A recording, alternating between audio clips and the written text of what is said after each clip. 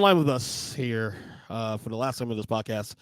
Of course, 1 year later, Big Jim James Neese, Rob the Genius, Rob Barnett here with us as we kind of continue our political talk from last year. I think around this time, look at this guy. Look at Woke Jim. Look at that. Woke Jim with Harris Walls on the wall right there, buddy. Show him the we have the short screen here. So you have the Stop Trump on the other side, I think.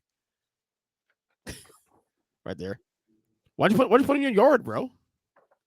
I don't get involved in the yard sign game. Oh, you don't? You're not part of that. Okay. There's only one person on my street that has a yard sign. It's a Trump one. It's like 4 doors down from me. Nice? But honest to God, like we have the street I live on is only about like 2 blocks long, really quiet. Everybody gets along. Like I'm well aware that I think probably everybody on my street is a Republican. But like my direct neighbors, we get along with them great. I don't think they're super mega. They're just older. So like they're just Republicans because they always have been. In fact, like during the pandemic, I remember talking to them and like somebody they knew was like a nurse and was going to lose their job because they weren't going to get the vaccine. They're like, they're a fucking idiot. So like they're Republicans, but they're not, they're not way off the reservation. Do you have any friends that are Trumpers or MAGA-ites? I have a few. I have a few. There's a few that like they don't really talk about it. We don't really talk about it. I think like it's just kind of that thing. It's like we're both aware of your leanings, what each other believes politically, and we just don't really touch it.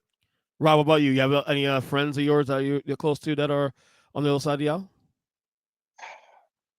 I know a couple of people who are who do that whole they're all bad and that kind of thing. I don't really have any friends who are like straight up MAGA believers.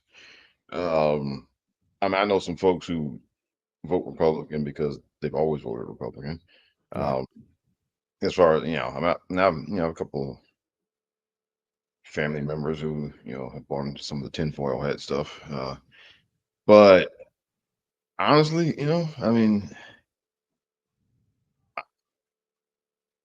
I'm at the point where like I can tolerate you if you do that, but it's getting to that point now. I don't care to hang out with you, and if I know that's what you're doing, if I know that's what's important, because look, you're not voting for tax cuts here, okay? You're not. That's not what you're voting for here. If that's all you're voting for, okay, fine. But we're not in that world now. Well, the things I've noticed too, and for the record, for me, in my personal, this is, I think for me, I think of the 3 guys here, I'm probably the one who has probably the most diverse political, surrounding of friends. And I would say equal measure, I have close friends who are very right-wing guys and also very left-wing guys. And I get it from both ends. So I have a kind of a nice ear to what the frame of mind is there on each side. But I think one of the things I was telling somebody this earlier, one of my GOP friends, is that one of the things I've seen happen in the Trump era, and it's slowly metamorphosized, 8 years later, is that the Republican tent is growing. This is something I've never seen in my lifetime prior to 2016. That Republican was pretty standard. Like you know why they're voting that way. You may have like maybe one bar or one graph of that party where like it's like the evangelical, right wing, one issue voters, that vote on abortion. But other than that, the Republicans are Republicans. It was a very small tent. Democrats always have a big tent. And I have to give the Republican Party credit for this, not necessarily because I agree with what they're doing here, but their tent has grown much larger than we realize in the last 8 years, which is what made the Trump appeal even bigger, because this doesn't happen on Donald Trump. Because a lot of the people who supported him, who maybe didn't support him at one point or supported him in 2016 from the word go, they ain't just like evangelicals anymore. This is people who are former Obama voters, former Democrats, centrists, want to call it. These are folks who, for whatever reason it may be, it could be because they pissed the Democratic Party or because just because it's resentful. I don't know. What do you mean? No. What do you mean? If you're voting for Trump in 2024, you like the racism, and you like the sexism, and you like the anti-abortion. You think so? You think it's that simple? simple? Yes. Yeah. Because you've Okay. seen it now. You know what he is. You're voting for it because you like it. Okay. Mm-hmm. Period. And I don't want to hear that shit. Okay. I want to hear it. And I want to hear that. Oh, she didn't tell us her plans. Fuck that. Hillary told you every plan she had, and it wasn't good enough for you. Okay. Harris just told you every plan she has. No, the Hillary part. The No, Hillary thing was definitely. Yeah, go ahead. No. Fuck you if you didn't vote for her. Okay. That's where I am right now. Okay. Okay. Because you voted for him. You voted for that piece of shit. Okay. And that's what he is. All right. No. So fuck you if you didn't vote for her in 2016. Fuck you if you didn't think she was good enough for you. Okay. Right. All right. Go ahead, Because no. Because the man came down the elevator and said that they're sending us rapists and stuff. Like, he came down the elevator and said that in 2016. You knew what time it was. Okay. And you voted for it anyway. So fuck. All right. Real simple. All right. That's where I'm at. All right. And double fuck you if you vote for him now. I think it's worse now. I think it's worse now, especially too in your case, Rob, because 2016 I can understand some degree with the whole like, okay, we're gonna lose. 2024, I can't do it. Just I got nothing for you, because I came out in 2016 and questioned where Obama was born. All right, that's some racist ass. But some people, but Rob, and I see your point here. And this is why I voted for Hillary in 2016 for the same reason. I'm not a Hillary fan at all, but I still voted for her because I am. we know that. We know that already. But to me, it was understandable 2016 because the populism, message was obviously it was all bullshit, but there was that populism message he was showing. And again, at the time, we did not know how he would govern as a Come on, man. Hold on though. Like in 2016, I was talking to somebody about this the other day, that I can understand the appeal of a political candidate like with Trump's like business background, right? Like he's theoretically speaking, not a career politician, doesn't owe anybody anything in the political sphere, all of that. I can almost get behind that mindset, but I can't get behind who Donald Trump is, who he's been for 40 years, who he was leading up to the campaign. Like, he told you who he was, 9 years ago when this whole thing started. So like, if you didn't know what he was going to be, I mean, like, let's full transparency, I was still a registered Republican in 2015. I had voted Obama twice. I was already kind of shifting from, not that I was ever like super conservative. I'm much more conservative than I am now. But like the shift had already begun. I never changed my party affiliation because, like, even though I was probably somewhere in the middle, I enjoy the primary process. So I was just there. And in the Pennsylvania Republican primary in 2016, I voted for Ted Cruz. Because did you really? Yeah, because he was because at that point he was the only option that even still stood, albeit a very small chance of beating Trump for the nominee. Okay, so like, I knew in the primary process this was going to be a nightmare. I voted for Hillary. Soften the blow, in other words. I voted for Hillary because, again, fuck Trump, man. Let me ask you a question real quick. Before you answer, okay. So you voted for Cruz in 2016. Had Cruz won the nomination, would you still vote for Hillary? Absolutely. Okay, so you have a Cruz. I wasn't a Ted Cruz guy. I was a not Trump guy. I've been a right. So you tried to soften the blow, in other words. Yeah, I've been a not Trump guy since the minute he came down the golden escalator and told us he was running. Like, there was never any question about that. Yeah. For the record, what Rob said earlier is why I didn't vote for him in the first place. I knew the grip was on from the word go. Yeah, it's we could have avoided all of this. We really could have. But we really could have avoided all of this. But the thing is, too, also, and I know we're getting emotional about this too, especially, but a lot of folks aren't online like we are, aren't plugged in like we are, aren't following the stuff day to day. They look at things as simple as, well, I made more money under this administration, and then I'm making less money on this administration, and it's really as simple as that. I'm not saying here's the problem with that. I agree with you. I agree with you. Go ahead. Here's the problem with that. Everybody makes more money when it's a Democrat in the White House. That's actually true. That's actually really true. Okay, so why are you thinking that? Why are you thinking that you're going to make more money? There's like 50 years of history. Mhm. Okay, I mean, the last time, the last Republican president to actually not have a deficit and all that type of stuff was Eisenhower. Okay, Wow, that long. Jesus. okay, Decades. Eisenhower, He was a Dwight moderate. David He was a Eisenhower, moderate too. Dwight David Eisenhower. Right. Okay, so Tricky Dick, bad economy. Reagan, eventually bad economy. Eventually, yeah. Okay, Right? How'd that Bush 40, trickle down thing work out for people? yeah, Yeah. Bush 41, Bush 41, bad economy. W, bad economy. Trump, bad economy. Okay, it always ends badly. Okay, and if it starts out good, it's because they took over from a Democrat who fixed everything. Hey, but remember that one year where we got more back on our tax returns? Like Trump did that. Like I remember that was like the big thing. It's like, he fixed our, we got more money on our tax return. Little did they know, like 2, 3, 4 years down the line, they were going to get raped on the back end because Yeah, of the stupid Right. policy. But that again, they set up. but again, normal voters don't idiots. look at that. They see that and this and that, and they don't look at everything from a broader perspective. I knew the tax cuts he signed in 2017 was a mistake. Yeah, and I tried explaining it to people, and they were like, Yeah. no. I did a podcast the day he signed that bill.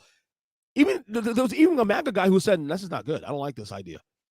Now, granted, he's still MAGA today, but at least he was able to admit that. well, here's the thing, right? Because see, all these people, because okay, if you're just turning 18 and you're voting for the first time, Yeah. then okay, I'll excuse because this is your first exposure to all this stuff. But we're not talking about 18-year-olds here. No, we're not. We're talking about people who are 40, 50, 60 years old who've been been doing this for years. And so at this point, no, I'm sorry. Okay. I got nothing for you. Okay. Because again, you're not just voting for tax cuts, okay? You're voting for the racism, you're voting for the fascism, you're voting for the anti-abortion rights, you're voting for the homophobia, you're voting for the transphobia. That's what you're voting for. Mhm. Okay. You're voting for all that. That's what you're voting for. So you need to admit that you actually like all of that stuff, or you need to admit to being stupid, or you need to admit to being such a habitual voter for the same party that you can't help yourself but not vote for them. Okay. Because like my big problem with it is like you're either for it, okay, and whether you want to admit it or not, or it's at least not a deal breaker for you. Yeah. And to me that's a huge fucking no deal too. Yeah. I work with a team of mostly incredible women. I'm married for 10 plus years. A lot of my best friends are married. Their wives are great. How the fuck am I going to look at every single one of them and tell them I just voted for a guy who thinks that you're less than? I have friends that are people of color, of Spanish descent, Mexican descent, black. How do I look at them and tell them, yeah, I voted for a guy who thinks you're less than? I have friends who are gay, trans, bi. How do I look at them and tell them, like, I voted for a guy who thinks you're less than? Some will say tax cuts. I You hate know to what I say, mean? but the answer is I don't understand. Like, I mean, here's the deal, man. Like, if Trump gets reelected, right? If Trump gets elected, my life as a white middle class man probably does not change that much, right? Like let's be 100 about it. Yeah. Like my life personally, I don't have kids. I don't plan on having kids. Like my life probably doesn't change that much from like a personal standpoint. Now again, monetarily and socially, things like that obviously are going to change, but my personal life is probably not going to change because of things that he is going to do. But there is so many people in my life that will be so dramatically impacted by the shit that he's going to do and wants to do, that like I can't. It's not about me, and I think that's one of the big differences between the mindsets of the two parties is me versus we. And like I look at everybody around me, and I'm like, if I can, if I can do and vote and be socially aware to the community around me and the country around me, that's within my best interest. It's not just about me, and like because my life singularly probably doesn't change a lot either way, but a hell of a lot of people do, and a hell of a lot of people I love do, and I can't do that, and I'll never do that. Right. No, I'm with you. How y'all feeling now? 2 weeks ago? Less than 2 weeks now. 13 days away from election day. How you guys feeling about the race now? Because everything I'm seeing is it's a dead heat across the board. No, you go. Well, go ahead, Rob. Okay. Well, okay. So when I look at the more rational sources, and not the people who are paid to make you go crazy, Yeah. they feel like she's gonna win. The magic number is 3% of the popular vote is the magic margin. Yeah. If she hits 3% of the popular vote margin, then it's in the bag. So the science I saw, Rob, quick, I'm not to cut you off. The science I've learned from different pollsters is this: if the Democrat gets 4 to 5% of the vote, their chance of winning the entire electoral college is 80% or higher. If they get 3%, different. That's something different. Right. If it's 3%, I heard 50-50. And if it's 2% or 1%, then it's like 20% chance Democrat wins the electoral college. Well, the thing I saw said that if it's between 2 and 3%, it's about a 58% chance of them winning. Which means, that's the same margin, close to the same margin, right? But and then once you get above 3%, it goes up to like 90. Right. Yeah. So same thing. We're in the ballpark. So 90, 80%, yeah. So yeah, the magic number is to get to 3% of the popular vote margin. You get that because what that'll mean is that there's a ripple effect. Like if you get there, then that means that the swing states are all going exactly. Yeah, that plays a big part, right? So yeah, getting to that 3%, you just got to get to 3%, man, and then if you get to that, then I don't know what the exact electoral college margin would be, but if she can get there, then and again, the more rational, the people who are not here to get you paranoid. Right. They tend to think, the ones I've looked at tend to think that she'll get there. And so, but now we're in that part of the cycle now where the news media, they're going to do everything they can to keep you glued to that television or clicking on their website. And the only way they're going to get you to do that is they got to get you terrified that Trump is coming back. Okay. That's how they get you to stay engaged with their shows and their websites and everything, is to get you terrified. It's funny. I agree with you on that. Because I was telling my buddy who's a Trump supporter, and I told him he's saying on his end like he feels like Trump's gonna win this election now, and like all the sources he's getting, like even Nate Silver today said something about like his gut is telling him Trump's gonna win this election. And my thing is, be very careful. I'm not even saying Trump's not gonna win. When I told him was this, let's be careful because these guys on both sides, nonpartisan and partisan equally, are trying to squeeze the last amount of money they clicks out of you right now, because once November 5th is over, they're relevant for 2 more years. So they're going to say these things to get attention. So, by the way, here is the map here real quick. Like, if this is working, be nice. Of the 2020 map that Joe Biden won in 2020. Real quick. So he had 300. This says 303. It's really 306 though.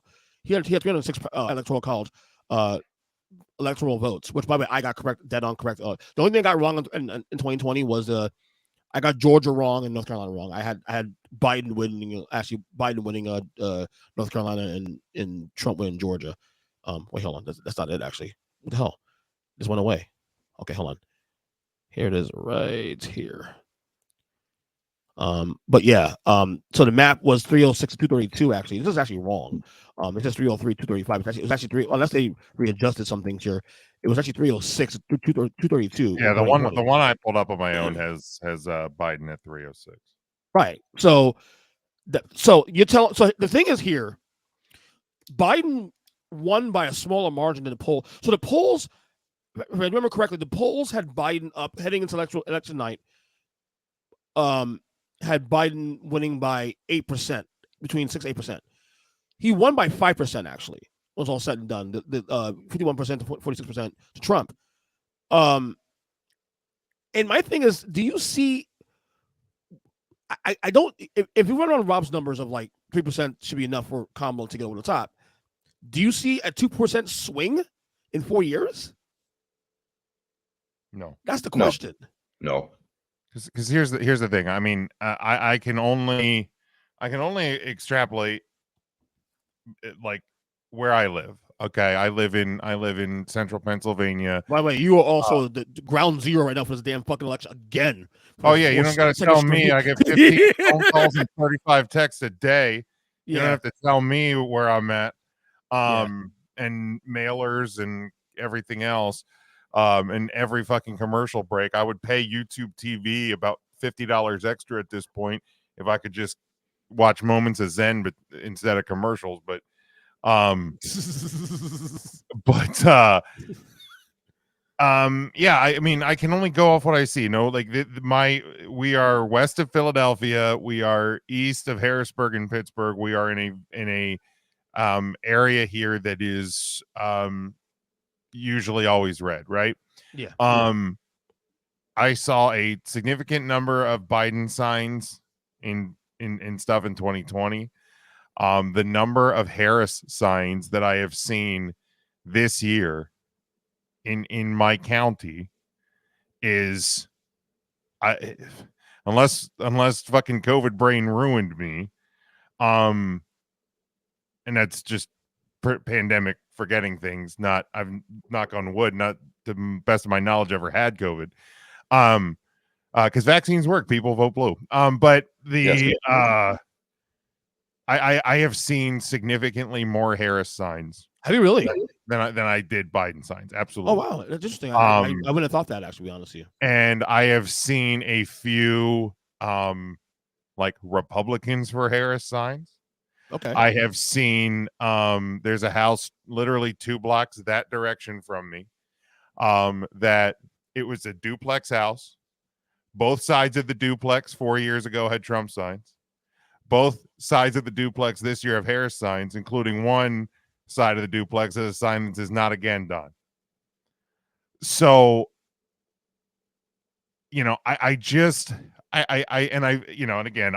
it's hard to take anything you see on social media that seriously. It's especially hard to see anything you see on Twitter very seriously at this point. But I've seen a lot of people in the early voting process that are saying lifelong Republican, just cast my vote for Harris. Yeah. So, like, I'm not seeing lifelong Democrat just proudly voted for Trump. Like, and again, I don't want to take too much away from social media because that can certainly create false pretenses and things, but like those are the things that at least makes me feel a little bit, puts me at ease a little bit, because I don't see where Trump is going to make up votes. I really don't. The thing with me right now is I don't have a good feeling. I don't have a good about this race anymore, and maybe because I'm too online, I guess, some degree, because like, okay, for example, so after the debate, first off, after Biden was taken out of the race and Kamala came in. By the way, Jimmy knows I'm getting her name right all the time now. Like, it's crazy. I'm right. Also now bullying by Ryan and I worked. You're welcome. Yeah, I know. And only that, my wife actually fucked up one time about a couple days ago. I was like, honey, it's Kamala, not Kamala. And honestly, so now I'm correcting folks now on the name. No. But honestly, what I've actually done too, because a friend of mine that I work with, she pointed out that, like, if you look over history, whenever there is a strong female candidate, whether it's president, national level, for other things, like, the media tends to call her by her first name, where they call male candidates by their last name. So I have actually tried to be very and it's almost to, like, a lot of the women I talk to feel like it's to try and lessen her. But so I always just try to use her. I'm going to treat her the same. I say Biden, I say Trump, I say Obama, I say Bush, I say Harris. Okay. But right. She entered the race and she quickly surges. Okay, and then Tim Walz is a VP, and the search continues. And for the record, again, I know polls. Street, the discussion about polls is always a controversial topic with us. But follow me here. And then the debate happens, and then she searches again, and then at some point, that surge is kind of. It's close to the polling. The last couple of weeks have froze, and all of a sudden, Trump in the last 2 weeks has gotten this little bit of this like momentum as of late. Now, I don't know if it's because of me being too online, or just maybe this pollsters, overcorrecting for Trump. I don't know exactly. Well, no, remember, no, I told you, man. I told you about the right-wing pollsters that just dumped a bunch of slanted polls the last couple of weeks. But it's not just right wingers either. Just some of these also some of like the more.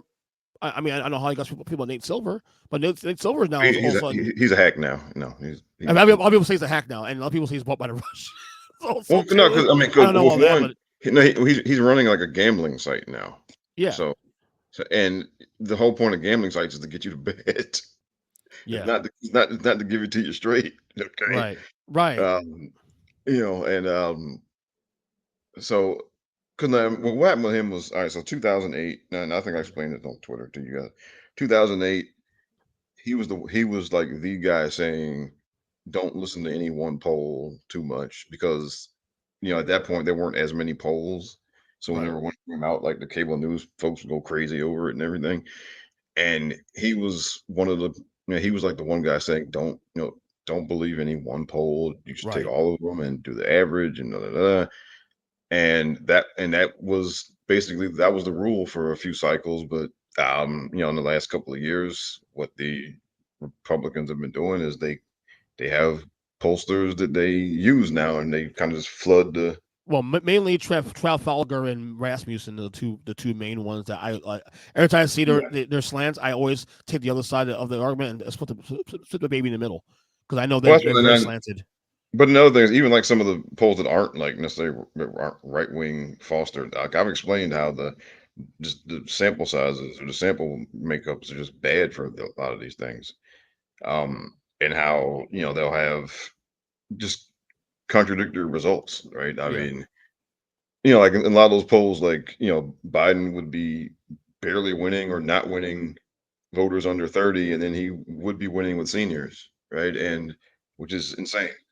Okay, it'd be insane, for any Democrat to either barely win or not win voters under 30, but then win voters over 65, and then win the election, right? Or just I mean, that's just when you see stuff like that, you just got to throw it out. I mean, because it's just the sample's bad and the result is bad. And there are a lot of polls like that, even the ones that aren't right wing aligned.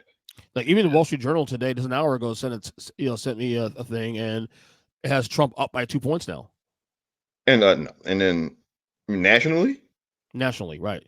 oh well, come on, no, all right. And then and then look, and now because I've donated money, I get a million texts a day Of course saying you do.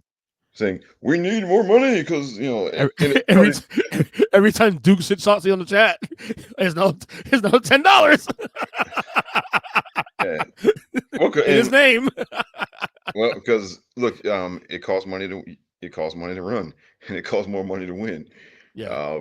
And look, they either get the money from us. Now, look, they're always going to get some money from rich people, okay, but either they get some money from us, and then we do have some stake. We do have more say in what comes afterwards, or they get all of it from rich people. Mhm. And if you don't want them to get all of their money from rich people, you have to give them some of your own.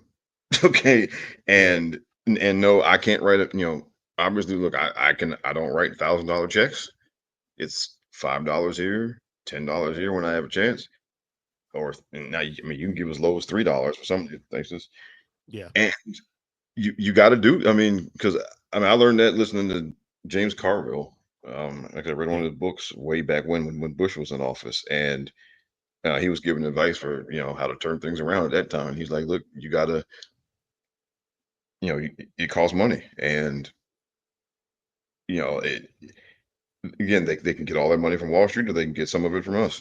And and he just said simply, look, pick some pick a candidate here, or pick a few candidates here or there that you like or that you think have a good chance, and send them what you can. And if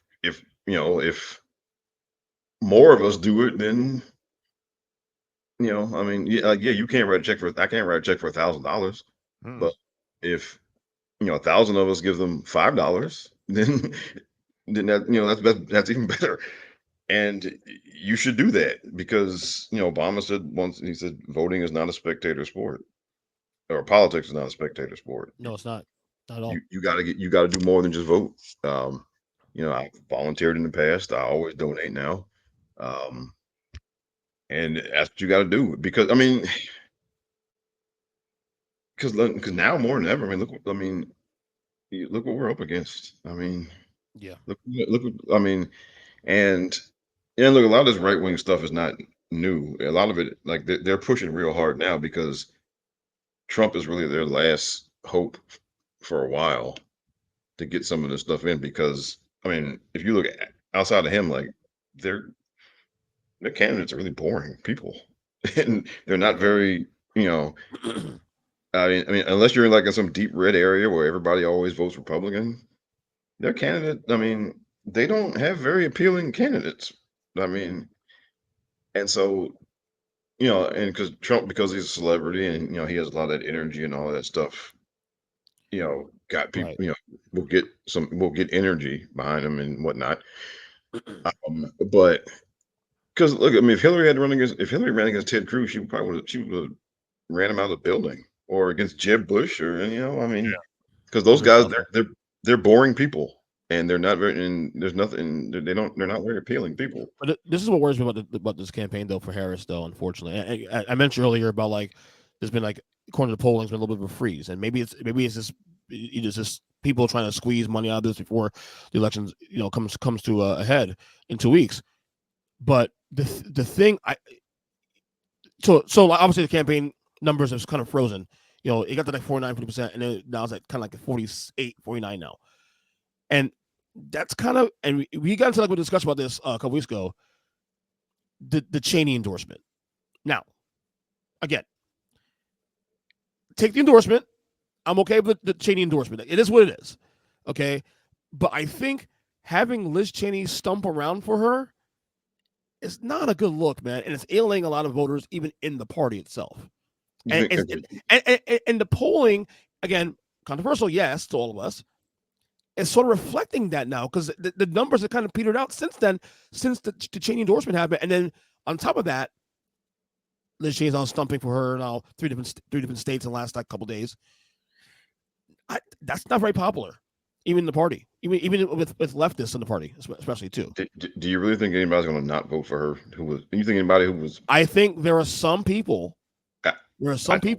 No, I don't. I don't know if I believe that. I don't. Because here's the reason why, Rob. Because I think a lot of Democrats, a lot of liberals are so moralistic in that way that they'll bite their nose to spite their face sometimes. Like in 2016, for example. Well, I can't say no because it happened in 2016. I can't say no because I've seen it before happen in the last 10 years. Okay, and then that wasn't because some Republican endorsed Hillary. That was because there was a bunch of misinformation about Pizzagate, and there were right. So they there were stories in the news every day. No, correct. And I'm with 100% with you, Rob, on that. 100% with you. But they stay home. Now that is not going to happen. Okay, that is not going to happen because Liz Cheney, and because hell, most of the people don't even know who Liz Cheney is. Okay, trust me, Liz Cheney endorsing Hillary is not going to cause people who are going to vote for Harris to stay home. That is not going to happen. That is. I'll be right, but I don't know. I think it's not going to happen. I just don't think it's smart campaigning on and leaning into someone who's been. I don't think it's even arguable at this point now. He is the worst vice president in the history of this country. Dick Cheney was, and leaning into warmongering Dick Cheney is so antithesis of who the Democratic Party should be anyway. I think that I don't. That's why I'm a little worried about that. And the numbers of kind of. No, I think you're looking at it from the angle from the wrong angle. I think that the whole the net positive of all of the Republican endorsements that she's been collecting stares at George W. Bush in "What the fuck are you doing, you idiot?" Although born, lived, and continues to be a coward, so I guess we shouldn't be that surprised. Exactly. Former Bush voter here, so I got it. Oh, I campaigned for him in 2004. I know you canvassed from him, yeah.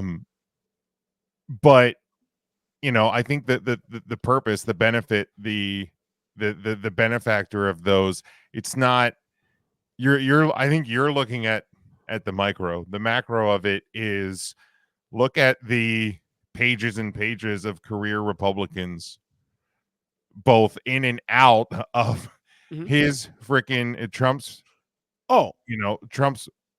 circle. I agree with that part. Do not vote for this man.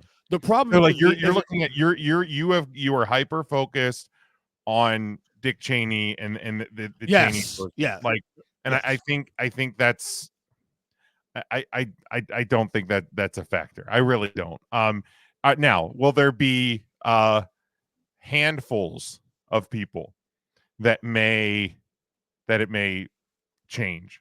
Sure, but that's it's not. I don't think it's not needle moving numbers.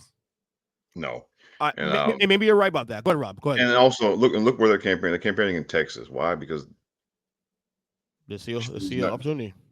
Cheney's not hated in Texas. Okay. You're thinking that everybody hates Dick. Everybody. There are especially people in the national security sector who are still loyal to Dick Cheney and still loyal to his way of thinking. Okay, about the world, especially when it comes to military matters and such, and in the intelligence community. So going out there with Liz Cheney is having Dick Cheney co-sign it. That's basically giving some of those people. That's basically telling some of those people, like, hey guys, it's okay to switch this time.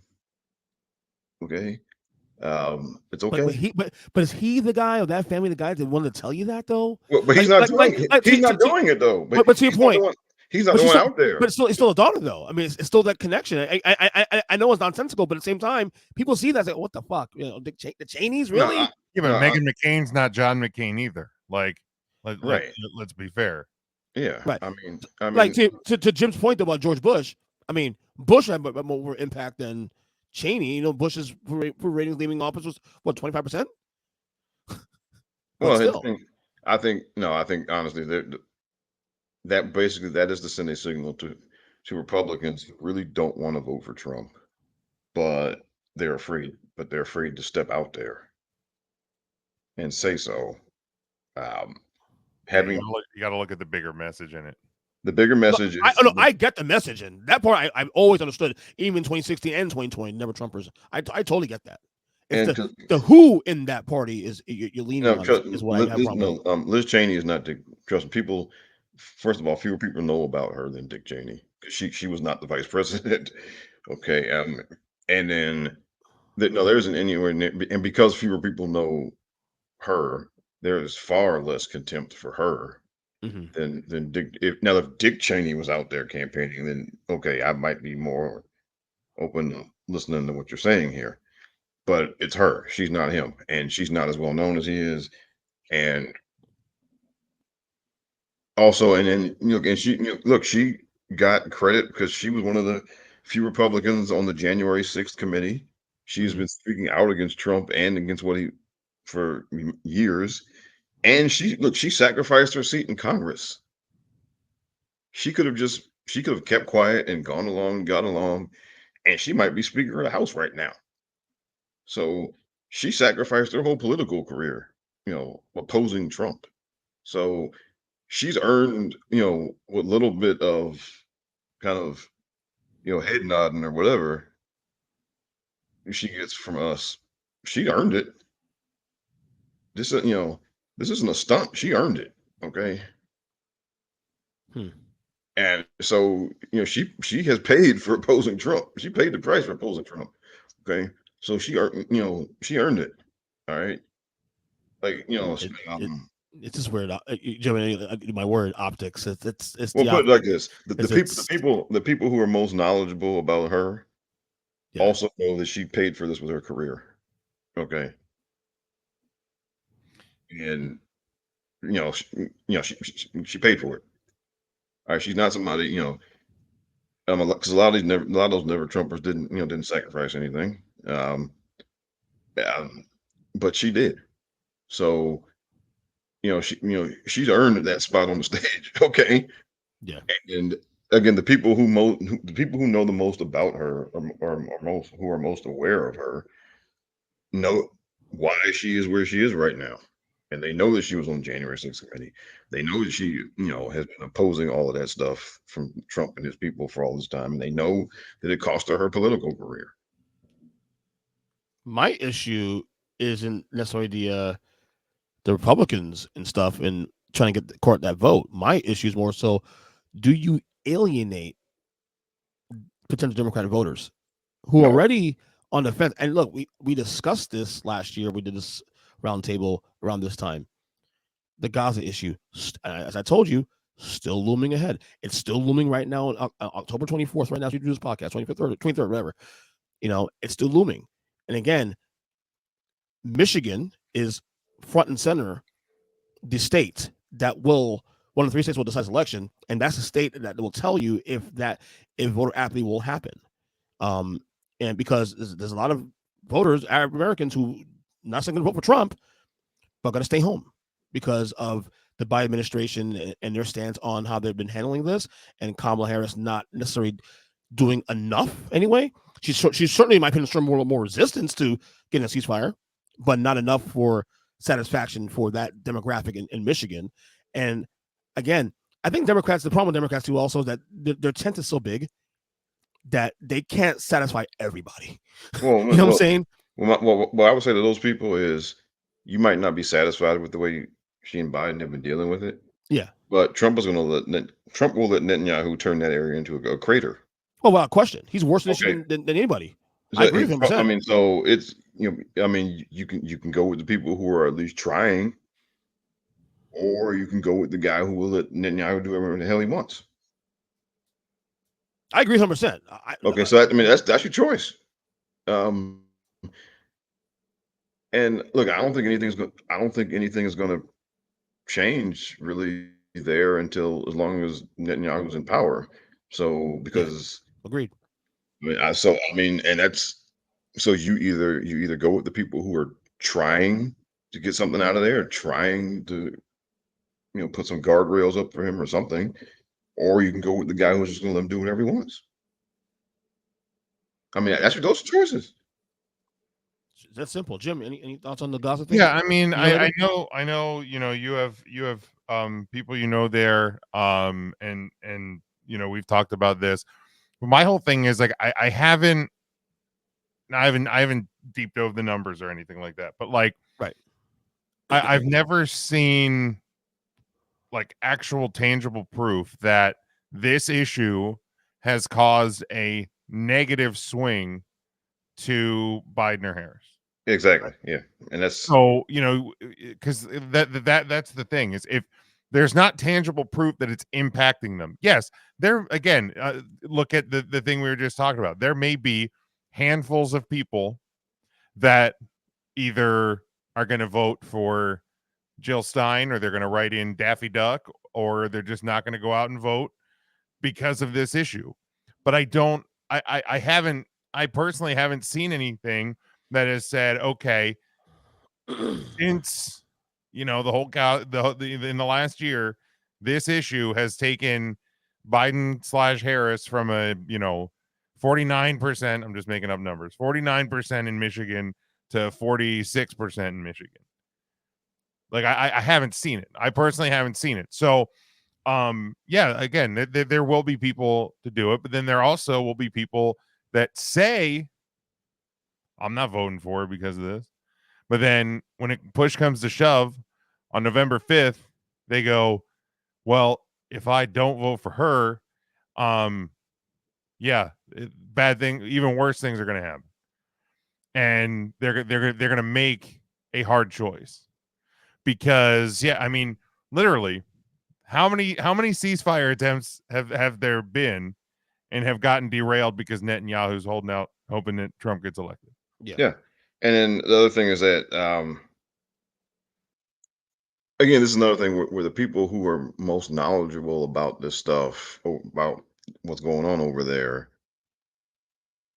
know exactly what we just said, Yeah. right? I mean, like there isn't some there aren't that many people who are as tuned into this stuff who don't know the difference between the two on the issue, right? If now look, if there was a large number of people who were like really passionate about this and really tuned in about it, but didn't know the difference, then that'd be different. But this is not the case. The people who are really big on this issue are the are extremely online people. Okay.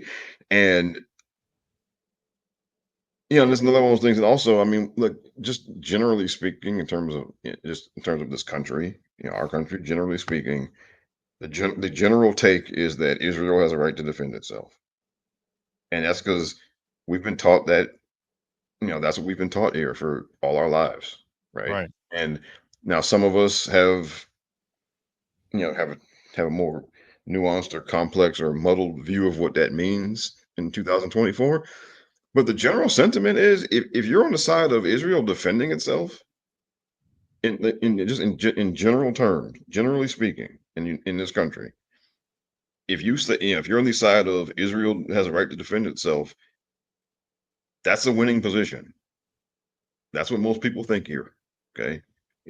And regardless of the reality on the ground over there and the reality of, you know, with things like settlements and all that stuff over there, regardless of that reality, most people here have a general belief that Israel has a right to defend itself. And, if you don't fall, if as long as you fall within that lane, it's a non-issue for most people here. It really is, and I'm not saying that's the right. I'm not speaking to the morality of that.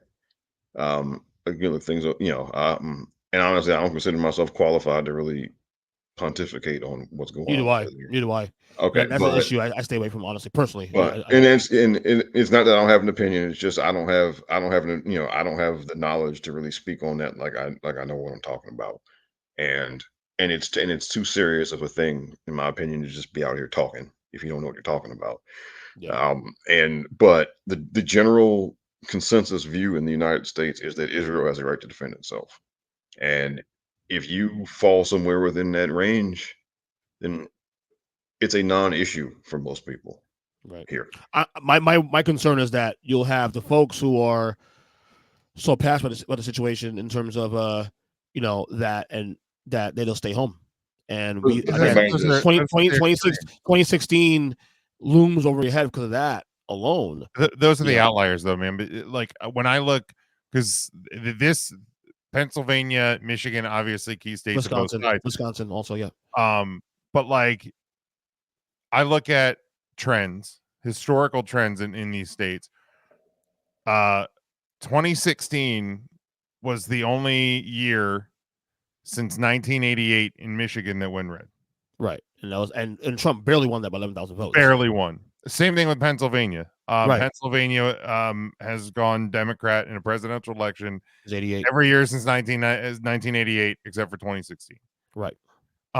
So yeah, you're going to have fringe people, you're going to have extreme people that don't vote for president, don't, like I said, they're going to write in Daffy Duck or, Kim Kardashian or whoever.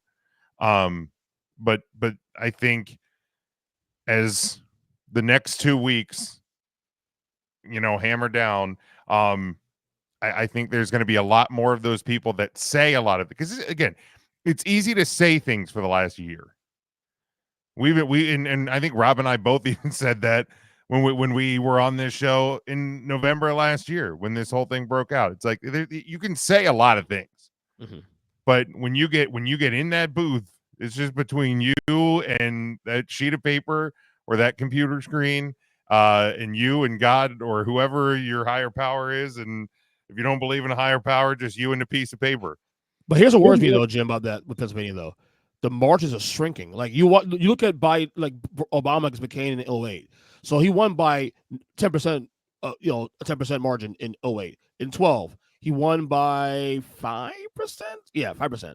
And then in 16, that's when Trump came in and won by less than 1%, but it was close. But then even in 2020, where Biden did win, that was a nip and tuck race also too. That's less than 2%. So Okay. we're playing with margins here now at this point. It's not like the Democrats have they've had a big margin, but that's been wiped away now in the last decade or so. So Okay. we're doing little margins here now. Well, I mean, again, at some point, you get, at some point you got to be accountable for how you vote. But there are a lot I mean, of no, I votes. mean, no, but I'm just saying, at some point, No, at some, brother, I am with you 100%. I okay, get I mean, it. there comes a point. I mean, look, man, if, and I'm just going to, and if a large enough percentage of white people want the fascist in office, he's going to be in office. Yeah. Okay, that's what it is. We can talk about all these little pockets of people here and pockets of people there. Okay, at the end of the day, and that's what it is. All right, because look, I mean, white voters are the only ethnic group that go Republican nationally. They go, and so if enough of them want if enough of them want the Republican, that's what it's going to be. All right. But there is a disconnect somewhere with Democratic. Certainly in Florida, for example, I'm seeing it here in Florida for the last probably 10, 15 years now, maybe longer. But there is a weird disconnect with Democrats. Like people just hate the Democratic Party. Even but that's about conservatives. We're talking like people, just regular people who would probably normally vote Democrat in a normal election years back, just hate liberals and Democrats. I don't know what it is, man. It's Well, weird. it may not be racism, but it might be the homophobia or transphobia. I mean, it might be that. Okay, because Can't would be elitism also too. The elitism, because I hear all that too. where's the elitism? I mean, Trump is a damn. See, Republicans elected a celebrity. I mean, where's the elitism? Again, I don't disagree, but this is what I hear. I mean, but okay. So wait a minute. Let's run through the last, several Republican nominees here. Okay, Trump is elitism on steroids. All right. Mitt Romney is elitism on steroids. More steroids, actually. Yeah, and John McCain is like a third generation military officer. Okay, so he may not have been elitist in his demeanor or whatever, but he's elitist by pedigree. Yeah. And then you have the Bush political dynasty. You have Ronald Reagan, who was Hollywood actor and governor of California. So, and on the Democrat side, we had a peanut farmer. We had with a guy who grew up dirt poor in Arkansas. Jimmy Carter. Yeah, and so Jimmy Carter, Bill Clinton, Obama grew up poor. Joe Biden grew up middle class, working class. Okay, yeah. I mean, Hillary was not some rich girl growing up, and John Kerry was a Vietnam veteran. I mean, and then I'm sorry. So where you get I mean, I think it's a sign that propaganda works, because yes, as much as Trump wants to and Republicans want to pound the table for fake news and leftist news and blah blah blah. The reality is the Democrats and Democratic candidates are treated much more harshly than conservative candidates, especially in the Trump era. Like, so if that disconnect is there, especially in a state where Comrade DeSantis wants to control the what can and can't be printed and put on TV, sure, the propaganda machine is going to work. So yeah, sure. The more I also wonder how much in 2020 isn't reflected, because of there was probably still a number of people that they never voted by mail before. So they didn't know how, or they forgot to file in time, and then they were too afraid to go out because the pandemic was still raging. And if there was people who were uncomfortable going out in public in 2020, the majority of those people would be Democrats. And now, so the voting numbers and everything went up in 2020, I think, because of the vote by mail. Yeah. Now, again, I don't live in Florida, so but like there comes a point, like again, if you're new to voting, that's one thing. But when you've been voting for 10 years, 20 years, 30 years, you have to own your choice. Okay. You can't blame it on I mean, yes, sometimes you have crappy nominees. Okay. Even in Maryland, Maryland is votes blue all the time. And we've had a couple of crappy Democratic nominees for governor over the past 20 years. And they lost. All right. So yes, you do occasionally, yes, you do get bad nominees sometimes. Or sometimes like the whole field is bad, and then the person who wins the nomination is bad because the whole field was bad. That happens. But I mean, there still comes a point where, again, if you were doing this for years or for decades, then at some point, like you got to own what you choose, Mhm. and you can't just say, "Oh, well, the party this," or "Oh, well, the campaign that." Oh, well, they didn't tell me this or they didn't tell me that. I mean, no. Then, especially now, where if you want the information bad enough, you can go get it now. Okay, like you don't have to wait until you come home and turn on the 6 o'clock news I to be agree. Yep. informed. You can get whatever information you want. You can get it if you want it bad enough. So again, you're 10 years, 20 years, 30 years in, and if you're and again, if you're not at that age where you know if you're not I mean if you're 40, 50 years old, you've been doing this for 30 years, then you gotta own that choice that you make, and you can't put it on, "Oh, what a campaign is," or no. Right. Okay. There's some no, because I'll give you an example. I voted for Obama twice, and and I have, I gladly would would do it as many times as he ran, okay? Um, but if somebody who lived in Yemen were to come up to me and say, "Hey, man, you voted for him twice, and he bombed the shit out of our country," I gotta eat that, Yeah. okay? I gotta you know what? I gotta say, "You know what, man?" I can't be out here making excuses for him for it, or trying to equivocate or rationalize it, right? You know, I mean, you can't. I mean, you got to own that, right? Right. I mean that's the way I feel anyway. Like you got, and look, and voted for Clinton, right? And then a lot of back when he agreed to don't ask, don't tell, right? Um, if you got confronted with that by somebody, from the LGBT community, if somebody they confronted you with that, you got to eat it. Yeah. Right. You can't. I mean, and I mean, you gotta own the stuff that you vote for, man. I Yep. mean, I agree. you do. I I mean, agree. you just do, and a lot of people don't. I mean, a lot of people really, they really want to, well, I didn't know, or well, I didn't know they're going to do all this. I mean, these folks got most of these folks got track records. If they Yeah. don't have, if they don't have a political track record, then they have a track record in like a lot of these crazy people, like Marjorie Taylor Greene and whatnot. They have track records in their personal lives or their business lives, or they're doing business or whatever before they get out of office. I mean, and you can find out all this stuff now, right? I Yeah. mean, and so I mean, if and what I'll say is like the people who call them, and part of this is that a lot of these people who call themselves, politically knowledgeable or this or whatever, they're the ones that are making the most ignorant decisions. Yeah. Um, so Let yeah. I mean, No, I'm with you. I'm with you 100%. Let me ask you guys a question. Before two more Yeah. questions on this topic. What state are you most intrigued by? And before this election, like what state's like the most biggest interest of you? Like you're looking at in terms I of mean, like this. I mean, outside of Pennsylvania and Michigan, like, I mean, if we're being fair, probably North Carolina, That's mine right there. North Bingo. Carolina, Georgia, and to a lesser extent, Texas and Florida. Florida, no chance.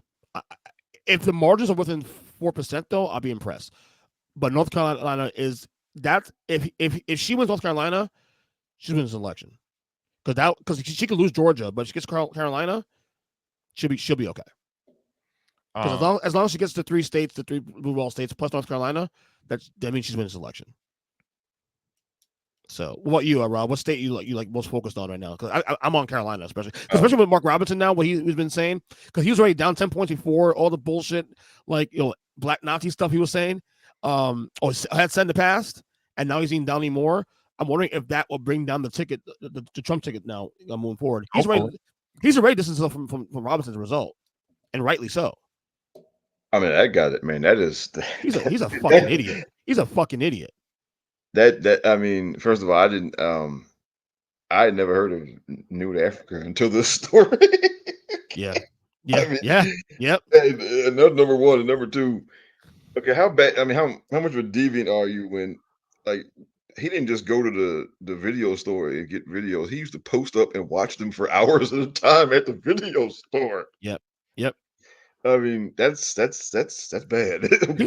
He was already down 10 points in the polls even before this stuff came out. Yeah.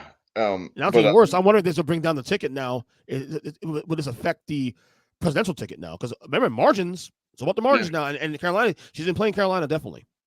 Well, the state I'm honestly, for me, it's Texas, because actually on my own show a couple of weeks ago, I had a buddy of mine, Twitter friend of mine, who is in Texas. And he thinks, just based on what he's seeing, Allred he said a puncher's chance at beating Cruz. They're virtually tied right now. Yeah, and so this is like and he made the point that Texas isn't so much a red state; it's a voter suppression state, and so that they do a lot of things to keep people from voting, and also that the mood there is just for so long has just been kind of depressed because a lot of people just believe that that the Republicans are going to win, and that keeps some people from voting. In Texas, which on the blue side or on the red side? People who would vote Democrat, a lot of them just think that there's no chance of winning, and they just don't bother. But see, and I see that was because that was Trump's whole strategy, though. His whole strategy was to trick everybody into thinking that he was going to win, and it was inevitable, and then there's nothing you could do about it, and then that would in turn cause some people to just not bother to vote, and then he would win because people, turnout would be down, and then he would squeak by on some margin or something, right? And that was his game plan to win.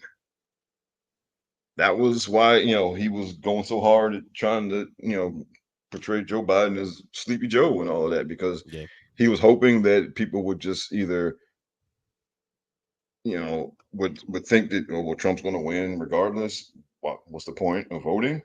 Or he wanted some people to believe that there's no difference between him and Biden, and that would also bring down turnout, because there are people who, if they think that it doesn't matter either way, they just don't bother to vote. And that was his whole strategy. I mean, his strategy was never to actually convince people that he has better policies. His strategy was to depress turnout and to get people to trick people into thinking that he was going to win, because there's always a group of voters who they just vote for who they think who's going to win. Yeah, and those are like the momentum voters or the vibes people. And his whole strategy was to get those people to vote for him, and then to get a bunch of other people to stay home because they figured there wasn't any point to voting. Yeah, and that was his game plan to win. And Texas has threatened to be purple, and we see a couple of cycles where there's been some momentum. Beto O'Rourke run for Senate a couple of years ago, and but obviously Ted Cruz is very unpopular on both sides of the aisle, honestly. So people vote for Ted Cruz just do it because okay, I'm gonna vote red, but I don't like the guy. Kind of the same thing. But I am curious though if we will see at some point Texas go blue again. I don't. For the presidential vote, probably not. I agree with that 100%. It's the margins, though. The margins. Yeah. Cruz in particular is so disliked there, and that that if you Allred is, from all what I've seen, he's running exactly the kind of campaign you got to run there to win. Yeah. And so they have a really good chance this time, mm-hmm. because again, people hate Ted Cruz, and the only reason he wins because people vote Republican out of habit, and then people who, again, people who would like probably vote Democrat if they voted don't vote, and some of that's because of voter suppression Expression, right? measures, and some of it again is again like my friend said because some of it is that they just don't think um, it's going to matter, and they just kind of resign themselves to the Republicans winning the state, See, and they, I think Kamala's is gonna lose Georgia, but she won North Carolina. well, it's Georgia is so like it's like an It's- instant straight. I mean, and you Yeah, gotta, I mean, you can win, but I don't get a good feeling about Georgia this year well, for Kamala. yeah, and look, one of the most frustrating things about politics in this country is that Democrats have to do everything perfect. Yeah. And As I told you, started this segment, like Democrats are more moralistic. They'll bite their nose and spite their faces always. but in terms of like even like the media coverage and all of that. Look, like all this stuff, all this crazy stuff Trump has been saying, it gets just like fucking media. Of course it is. Yeah. I mean, but it gets downplayed. I mean, no, they seriously do downplay it. They put it at the far end of the page. They put it they put it, it's not the stuff that should be the headline on the paper is buried. Okay. I mean, that's real. That's not me being, paranoid or whatever. That's you can see real evidence that you can see real headlines where, you know, when he started talking to us about Arnold Palmer and they just say, well, Got a huge hog. right. And then That was good. and you read and some of the headlines you reading is like, well, Trump made colorful comments. Right. And so that, I mean, I want my generals to be like Hitler's generals, which also hilarious because there was ones that like ended up like fucking wanting to kill the guy. They of course just ended up in either dead or in prison, but so where those generals will end up anyway if Trump gets reelected. But like even something like that, I want my generals to be like Hitler's generals. Any media talking about that quote this week? Nope. I've heard very little. I've heard some of it, not to the extent. Now, that being said, there is something I saw on social media that there is supposedly a possible breaking news story coming that journalists is held on for 2 weeks now. I don't know why they're holding on to the fucking story if it's that much of a Probably story. the only reason they're holding on to it because I did see there was that like one video though the one guy saying that he is holding a story or working on a story. The only reason it would be in my mind that it's being held is because right? they have to double cross every T and double dot every I about 1,000 times over if you're going to drop this thing. Yeah, so like there's like a story that a bombshell that could be dropped very soon, and apparently the campaign is scrambling and panicking. Which campaign? I didn't. The Trump campaign. Trump campaign. Oh, I haven't heard about this. Okay. Now there's something that broke on the Republicans against Trump Twitter feed. I don't know if this is the story. But basically, what it says that Donald Trump apparently groped a female, and she met her through Jeffrey Epstein at Trump Tower in '93, and there's supposedly video evidence of this thing. So there's that. I don't know if that's the story though, but that's something I saw. There's also something I've seen that more recently that he was caught inappropriately touching a female minor who was the daughter of one of his high dollar donors. Right, that too also, yeah. So now I wonder if like Elon's trying to suppress this thing on Twitter. You're goddamn right he is. Yeah. And that's a whole nother aspect to all of this too. Yeah. So look, look, there was a time where complaining about the media was loser talk or whatever. Now, and for me, look, my awakening was back during like the run up to the Iraq war when a lot of those, CNN and MSNBC and all that, they were just flat out cheerleading. And because when Phil Donahue got run off the air because he had a show on MSNBC and it was doing pretty well, and they got him run out of there because he didn't support the war in Iraq and he asked questions. Okay, and honestly, and it wasn't until like the MSNBC finally somebody there saw that there was some money to be made going in opposition. You know, that's when like Keith Oberon blew up and everything back then. But I mean, for the longest, I mean, just seeing that they just, I mean, yeah, I mean that did it for me. And then I started paying more attention to just how they just kind of hand wave stuff. I mean, and that you can just get up there and lie Mhm. and now every day on Twitter now you see these clips from CNN. That guy was it Scott Jennings or whatever, Yeah. and every day he says this is outrageously false stuff, and then it's like, okay, but y'all keep bringing it back. Right. There Yeah. comes a point where if you're and I and look, it's I mean it's that type of stuff. Like basically, it's a work, you know.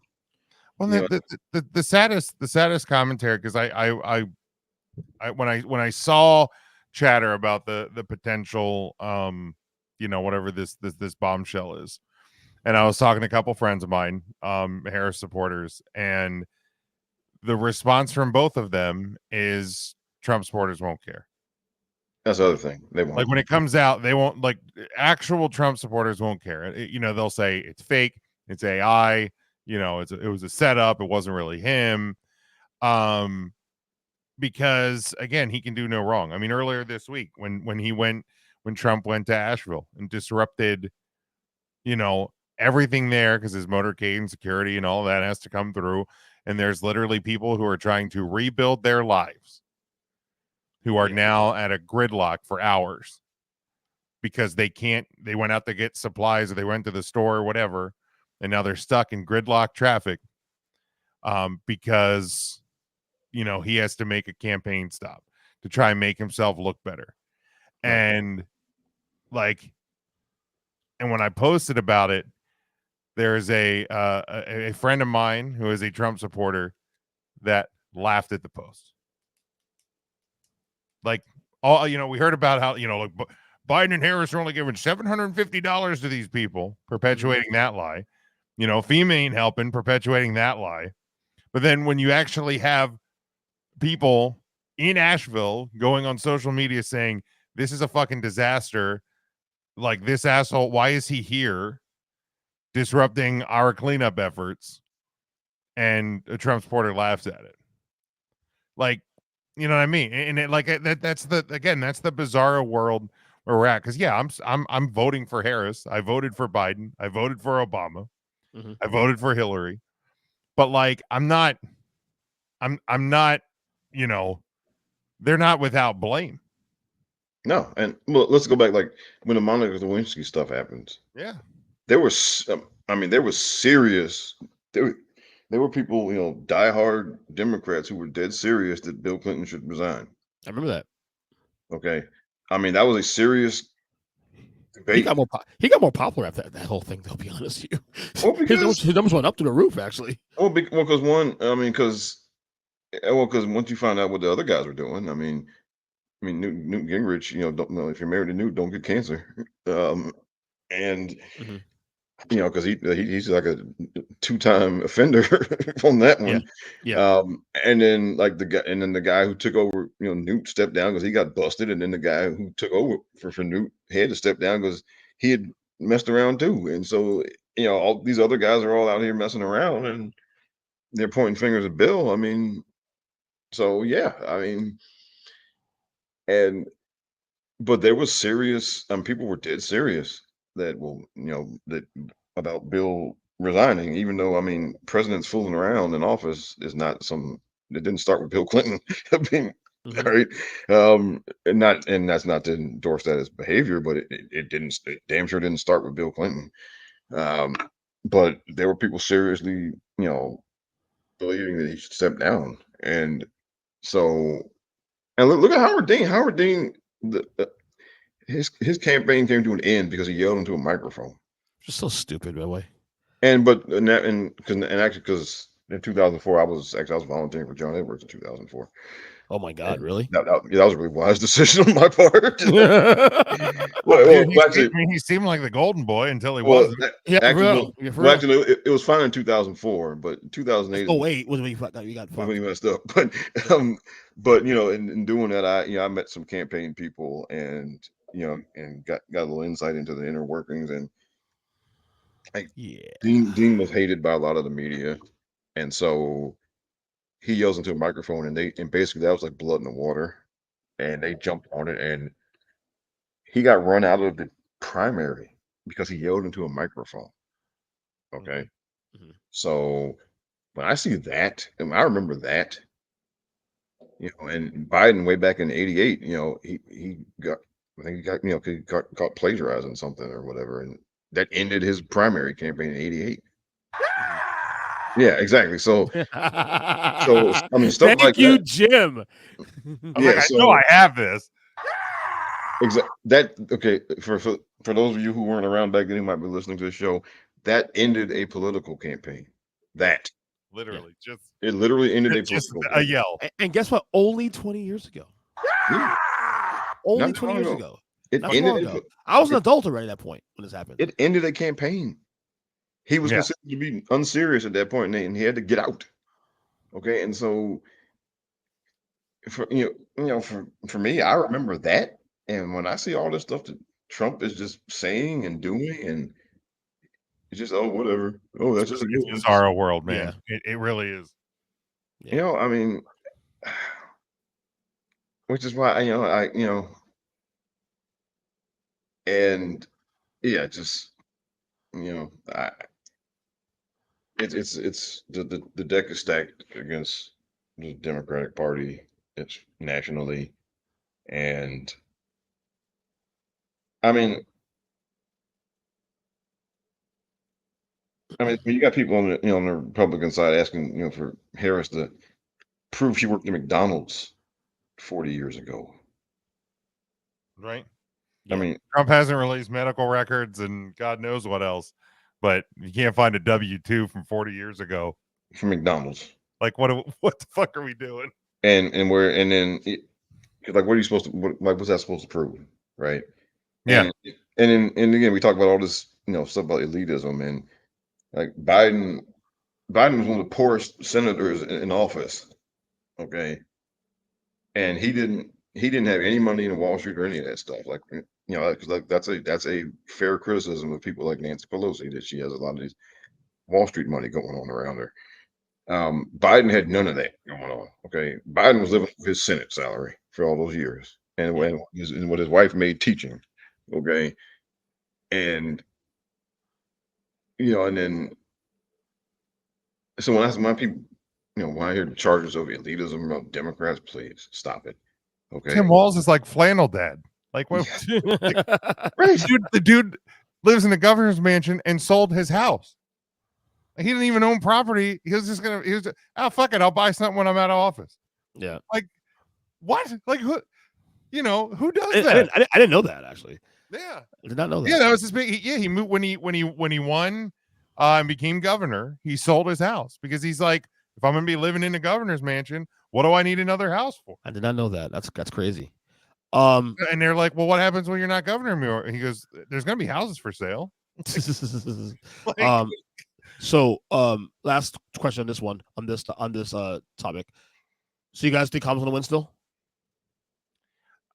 here's the thing. I mean, you don't have to put, if you don't want to put in, I don't want to I'm make not a putting that formal prediction, prediction. so I'm not going to do it. cautiously optimistic. You know what? In now that we're I mean, you know how much I trust polling to begin with, but now that Yes. we're in the early voting, absentee ballot phase, and we're actually seeing raw numbers of the number of people that are out and voting. I saw something the other day. I think it was a county in North Carolina that, and again, this is what I'm seeing on social media, so I do take it with a grain of salt.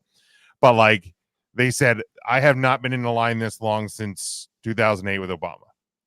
Like, and there's in Texas, North Carolina, Georgia, like every state that has early voting, I have seen, reports of lines people haven't seen in 12 years. So, you know, the biggest reason, and we've talked about it here, we've talked about it off the air, biggest reason Democrats don't win is when they don't get out.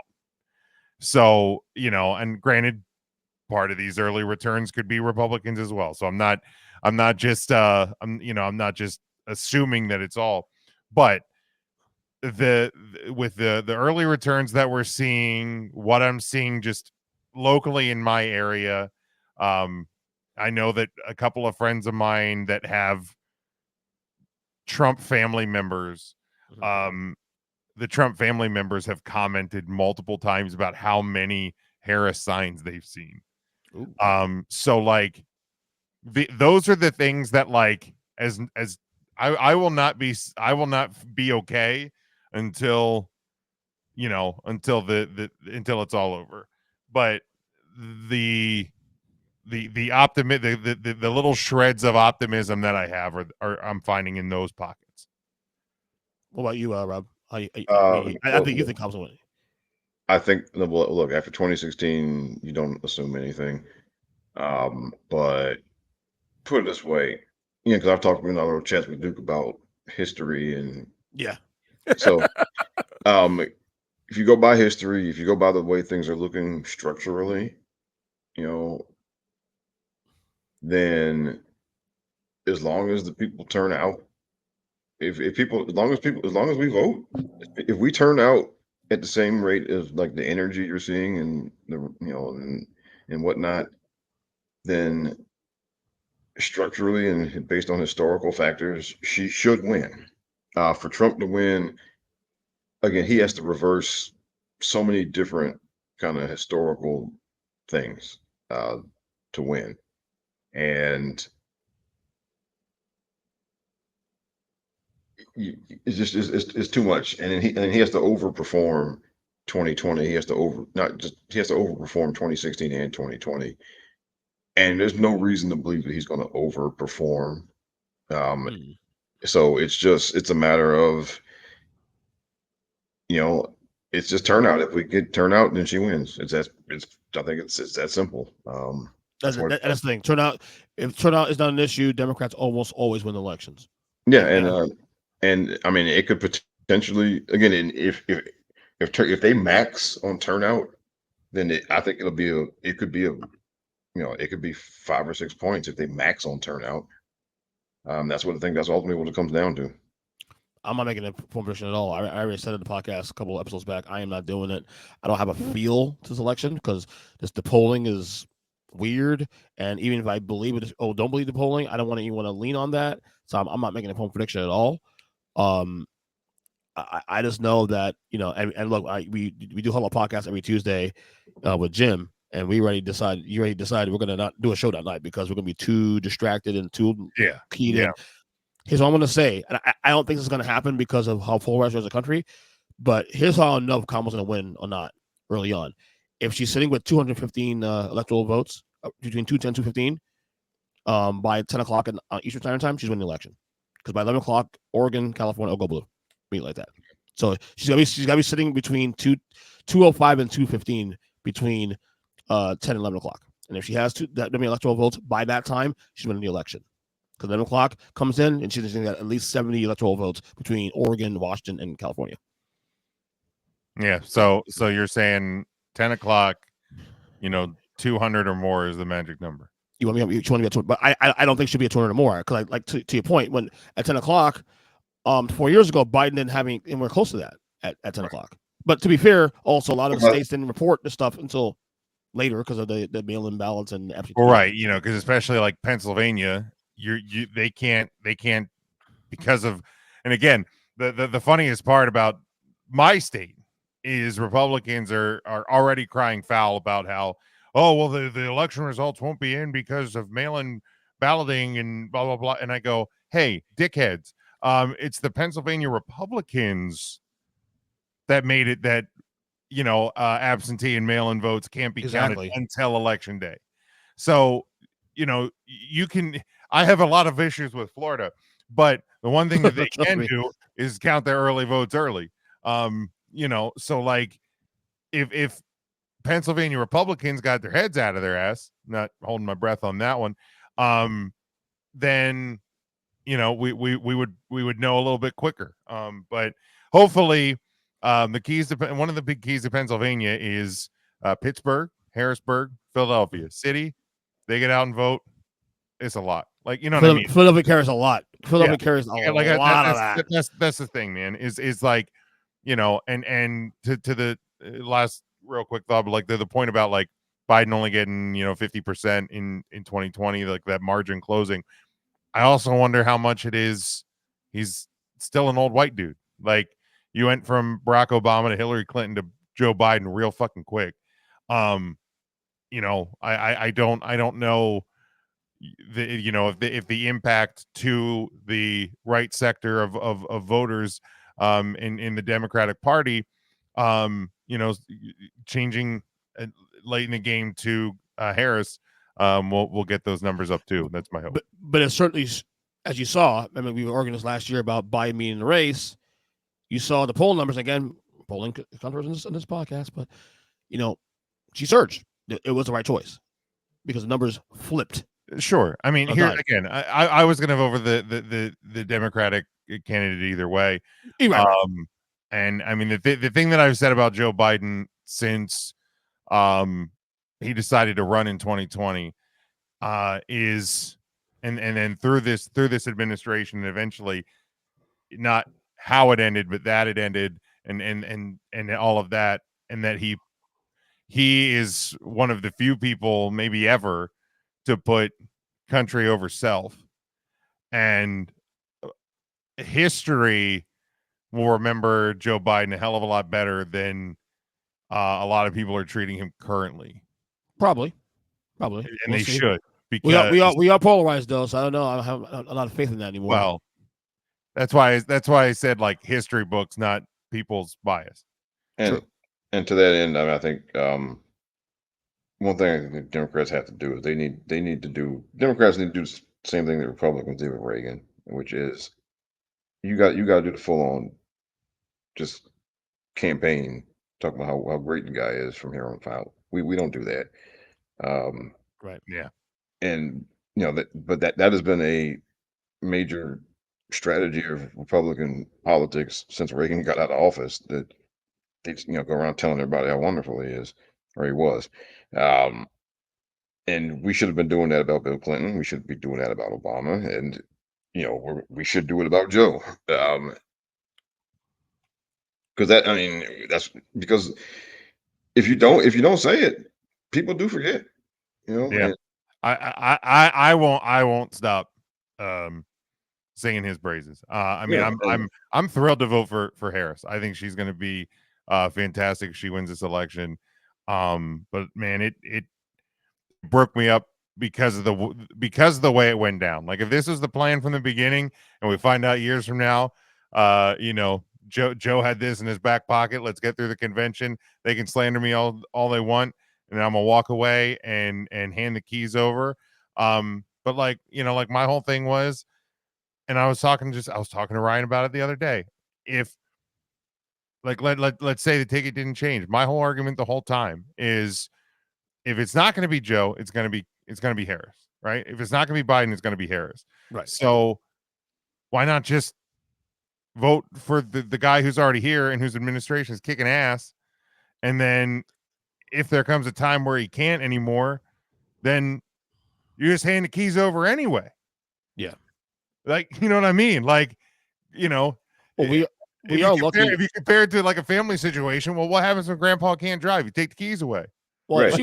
If she wins too, also, I'll say it again, like, the debate being as early as it was definitely the catalyst, because I don't think they make this change if it goes by the standard, schedule of debates, which is normally in September, October. Which that was really bizarre to me that they had a debate that early as it was. Correct. It makes you wonder if they put it. It makes you wonder if, in fact, this was the plan all along. I mean, I doubt it, because look, no president wants to serve one term. Nobody goes into office saying, "Okay, I'm just going to do one term." Okay, right. Nobody wants to change the the campaign that late either, because historically it doesn't work.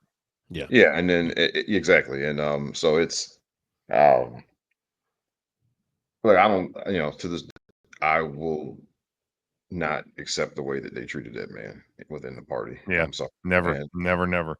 and and if you because all these people magically, after that debate, all of these people, oh, now they have a problem with his age, right? Now they have a problem after the debate. Now they have What haven't you heard since he dropped out because from look, the media and stuff about Trump's age? and look, and also if Biden's mind is going that if he's that supposedly that far gone, he shouldn't. Then he should have left office. Right. They just so if you, I mean, so you can't say, I mean, like these people, they panicked because of that debate. Yeah, he was in Germany last week, late at night after flying into Germany, taking questions from the media, answer them super strong, and you got Trump out here talking about Arnold Palmer's dick, but it's Biden's brain that's a fucking jello, right? Yeah, and so again, and also remember the people who were yelling the loudest for him to drop out. They did not want Harris. They wanted to do that. They wanted to do that funky, primary. Yeah, and which would have been a disaster. Okay, because you don't do that because if you were fully in support of Harris, you would not have floated that idea. The only reason you float that idea is because you want to get somebody else in entirely. Yeah. Yeah, you're too late in the game to do it. And if you want to talk about bad optics, forcing out not just the president but the sitting vice president, forcing both of them out to nominate and to for a handful of people to pick some, and also else. a black female. Yeah, and you're going to force her out to pick being a white guy. Yeah, awful. You want to talk about optics? Bad optics? Oh yeah, bad optics definitely. It would have been over. It would have been over at that point. Yeah, because no doubt about that. Which is what, and look, every Democrat with half a brain knew that, which is why I'm sure. Look, I'm sure some of those folks were asked. I'm sure I'm sure they asked Shapiro and they asked, Gretchen, and they asked a couple of other people, and they probably all told them like, hell no. Yeah. Because you don't, no, you don't, because when I said when I was on with you, a few months ago, Ernest, that again, looking at history, making those type of switches, it never works. Yeah. And now it never worked before because there are always these contested, messy things. Well, 1968, for example. 1968, or even when somebody was challenged, like in 72 was a mess. Kennedy primary and Carter in 80 was a mess, and that helped. Oh, it's a mess.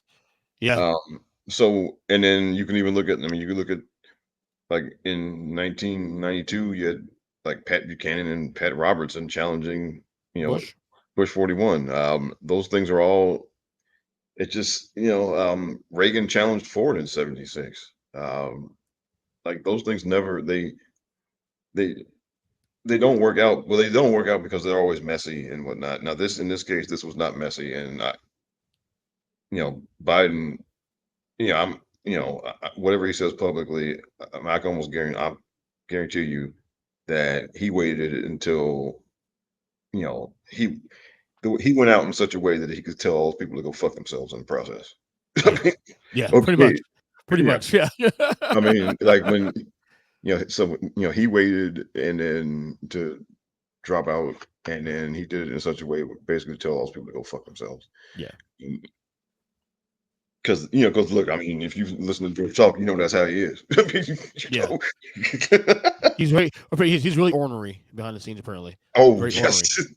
Yes. All right. 3 rapid fire things. We'll get